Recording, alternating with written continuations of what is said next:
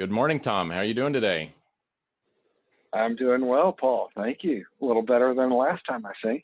I hope. I'm glad to hear that. Glad to hear it. What's been going on this week? Well, great news.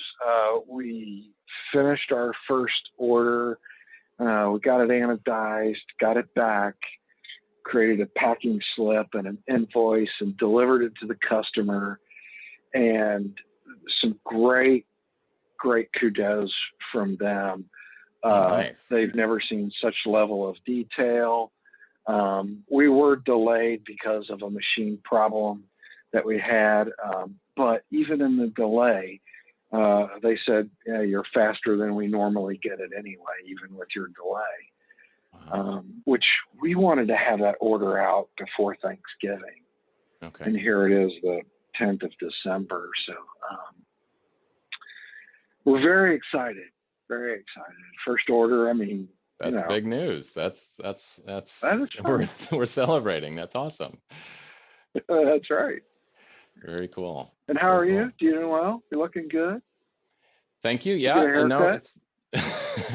haircut? Yes, my wife did cut my hair recently, and I shaved this morning, or clipped, I guess.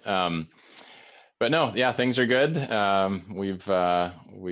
It's been actually a pretty good 2020 for us. We hired about 15 people, I think, and grew our team by almost 50%, or almost doubled, maybe even. It's yeah, it's an exciting year.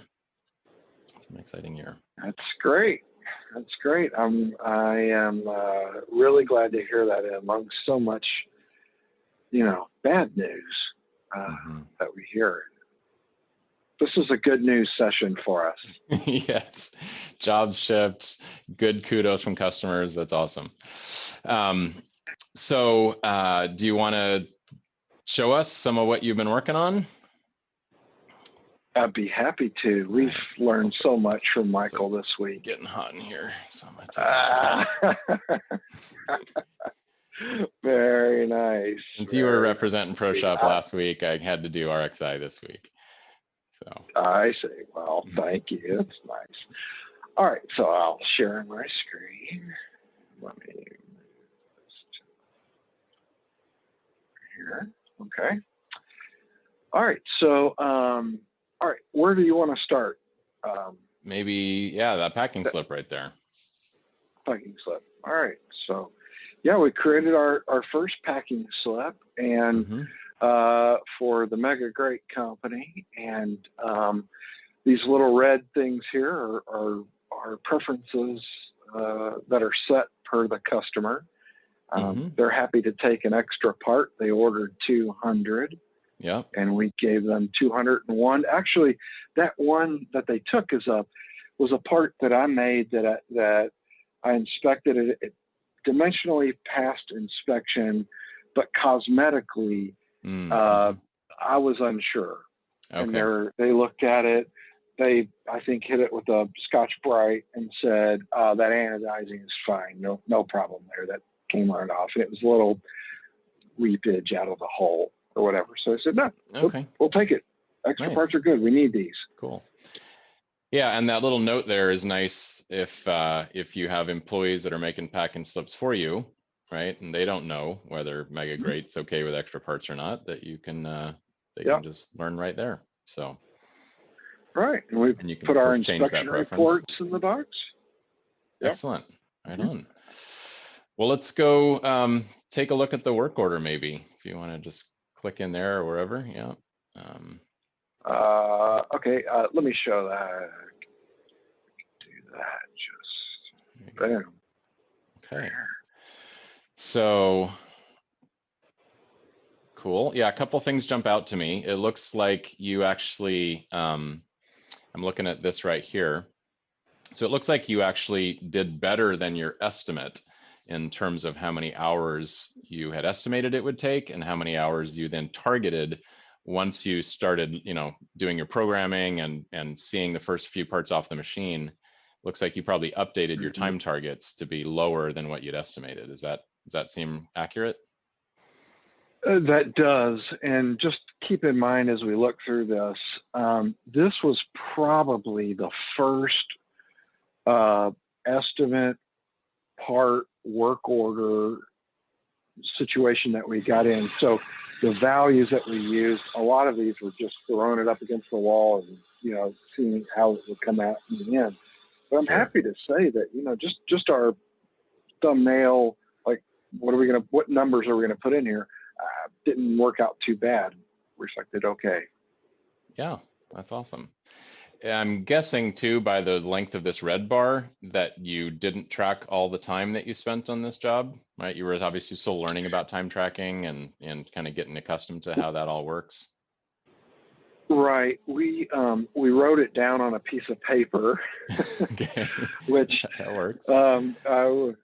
Well, we're using ProShop, and we gave a tour of our shop a bit ago, and we've got the workstations out there. Now, when we're doing our work, they have the print on one side, they've got the work order on the other, and Justin's tracking his time as he goes on. He's logging in, so we're good to go. But yeah, on this one, a little shy. That's cool. That's all great though.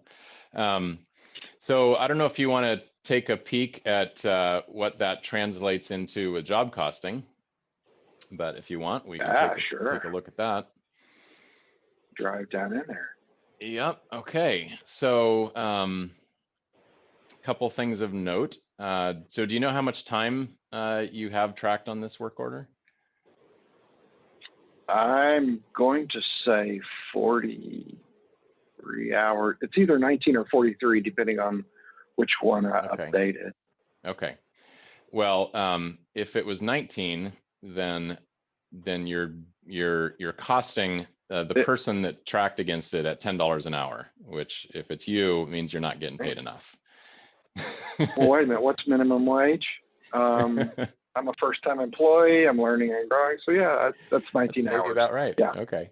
And of course, you can set that at the user in the user module. But let's try let's see what you spent this $754 on. All right. So we had material that was here when I bought the building, and we added more material to it. Okay.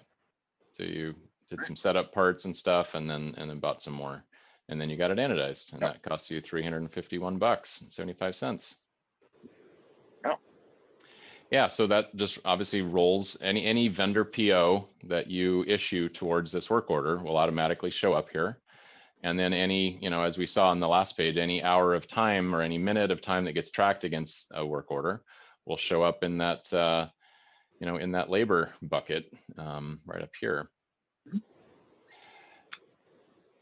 So, and then the other thing I'm noticing is, and I think that, even if you had 43 hours of time on it, and maybe this one needs updating, that would still be a pretty darn good number of hours for that much out-of-pocket cost for a job that's worth that much money, right?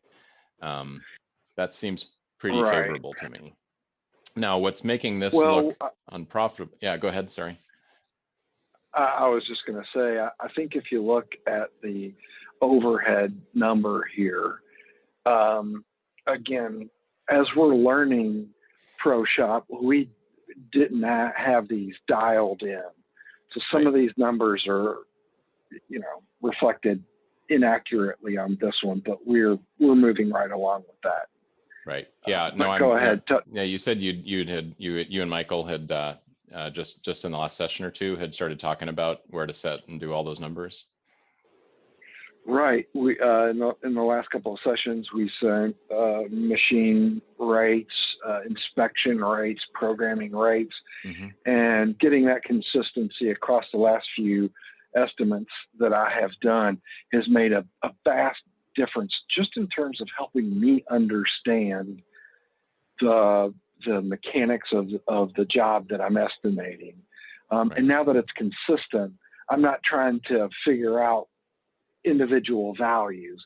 Now I'm getting some value out of ProShop because those numbers are set. I've used them a few times, gone through the process, and now it's an area that I'm putting time against, but I don't have to look at the values that go behind that. Sure. For right now. You're mostly now concerned with what's my programming time, setup time, and run time, and material costs, right? Those kind of things. Right, the things that I'll use ProShop for day in and day out. Right. Sure. So I feel very good about the labor rates that I've selected for those that will help us be profitable and priced fairly. That's awesome. Great. Yeah. Cool. Well, yeah, and I am actually looking on my other screen here at your sort of overhead calculation page, and they are just sort of default numbers that probably need to be tweaked in. So as soon as that happens, this number will automatically update to be a more realistic number for what Okay. what those labor hours actually cost you. Okay. But you know, in indirect overhead costs. So, but your gross margins, you know, are amazing. They're awesome. That's good. That's really good stuff. Well, this granularity of information is for the business owner. It makes you feel good to say, well, I had a 30% gross margin on that project. But if you don't understand where that comes from, Sure. if that information is not available to you, I gotta be honest, you're shooting in the dark. And for many, many years, I was lucky. I shot in the dark, but I didn't know how to make improvements, incremental improvements on any of that. Mm-hmm. Let me stop this real quick. But that's what we're doing here, is we're really getting into the values that are displayed here. And this may show negative 34.4, but again, this is a learning part of putting those values in. So. And I think Anyway, once you dial in those numbers, this will turn green. I'm virtually positive of that. Virtually positive of that. Based on the number of hours you said you put into it, based on the fact that if you did about 43 hours into this job and $750 in out-of-pocket costs. So, well, let's just right, click and back. we'll get a chance to do this job again. So we'll come back and compare there. So okay. So I'd say just click here to go right back to the work order. And I'd love to just drill into your times a little bit, and maybe point out a couple of things here on the work order page too. So there's a couple things someone wants to get a hold of you. That's all right. So no worries. Keep going. Oh, that's right. You got your earbuds. You did have in these boxes, you did have some kind of what we call part check requirement for programming and receiving that you didn't check off. Okay. Now that may be, it's very likely you don't actually have something you need to check off there. And of course the receiving process happened during, on the vendor PO itself. And you obviously have done that, because that's why this icon here is green. Right, that shows that you received or released and the material was good and you didn't reject anything. And some of that was the material that we purchased when we bought the building. Of course, yep. And then you're not yet using the pre-processing checklist, which is totally normal, totally understandable that you're not using that yet. But as you get more comfortable with work orders and really want to start dialing in your processes, yep, there you go. Right. And I believe we talked about this in a prior session. I don't remember, but we did, and it's something we'll definitely be using for sure. Yeah, right on. But if you wouldn't mind, I'd just be curious to explore a little bit the time element of, which we can click here into the part number. All right. And just kind of see where those targets are coming from. Up here. Right. Right. So I'm focused right now on looking at this set of numbers right down in here. So, yep. So let me just re-square those up. So you had estimated about 20 minutes per piece to make these. Is that true? And then it looks like that was our estimate. Okay. And And did you also just estimate this as a single operation? Just, you had one operation on your estimate? We did. Initially, when we created the estimate, I did not consider completely that the second operation was going to be required. So that was a bit of learning about that. Yep, all good. And so what I see here is that you added a second operation 60, and we can see that this target, now this is the great news. You quoted 20 minutes apiece, but you ended up targeting 15, which means that after programming it and running a few pieces or whatever, you're like, hey, this is faster than we estimated.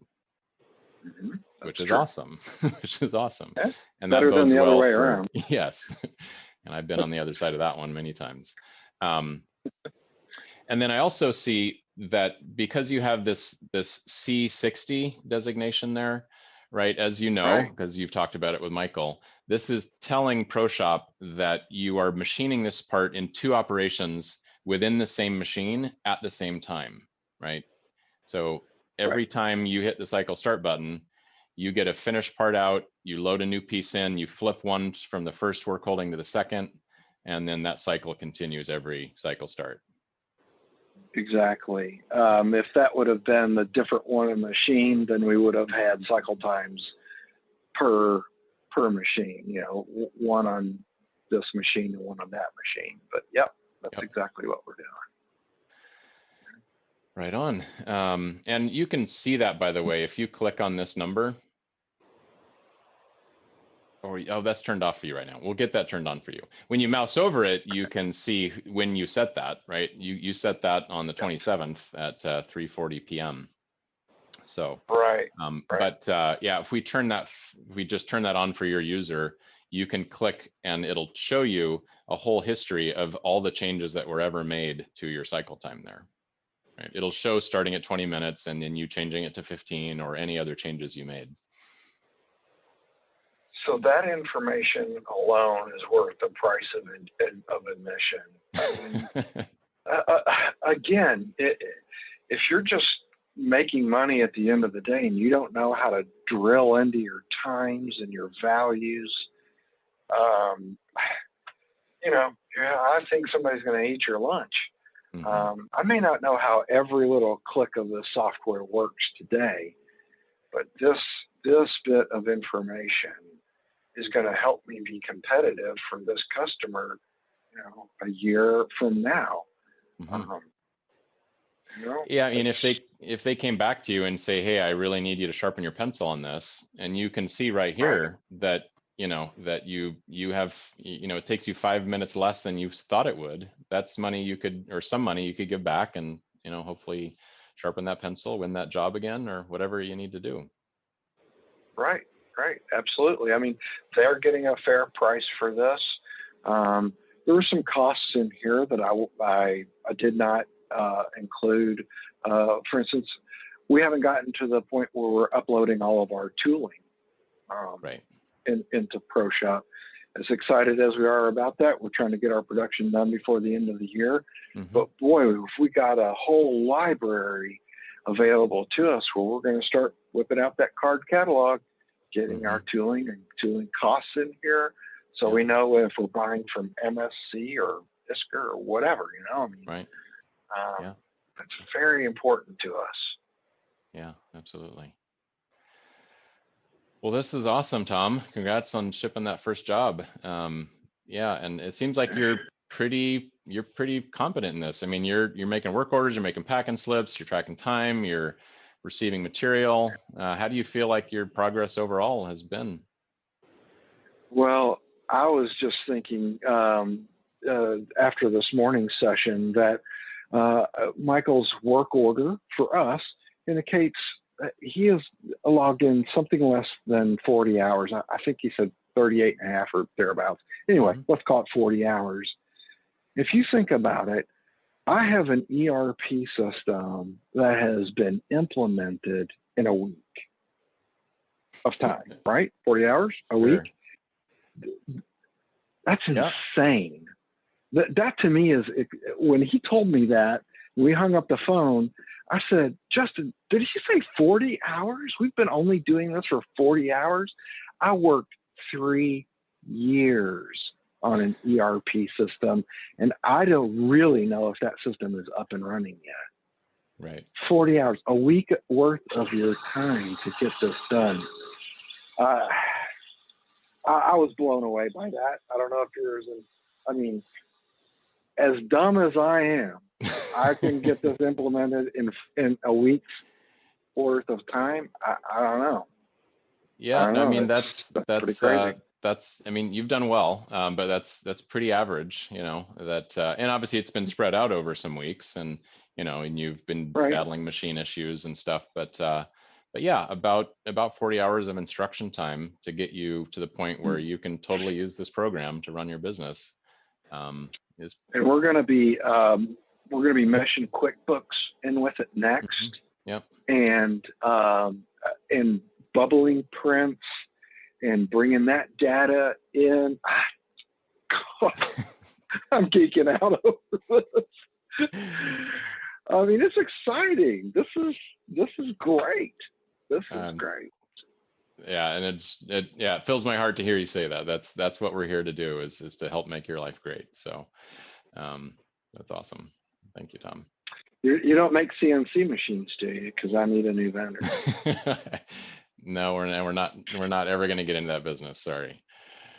Don't ever say never. Okay, good point. Good point. All right. Well, anything else you want to share, or should I let you get back to making chips? I think I'll take the chips today. All right. Fresh chips. Well, thank you for your time. Yeah, it's exciting to have you. Congrats on that first job and being shipped out. And sounds like you got more going to be shipping out soon and just getting on a roll. Next week and the week after that. So we're happy. Cool. Right on, Tom. All right. Well, have a good rest of your day. Thanks again for your time. Take care, man. Thanks, Paul.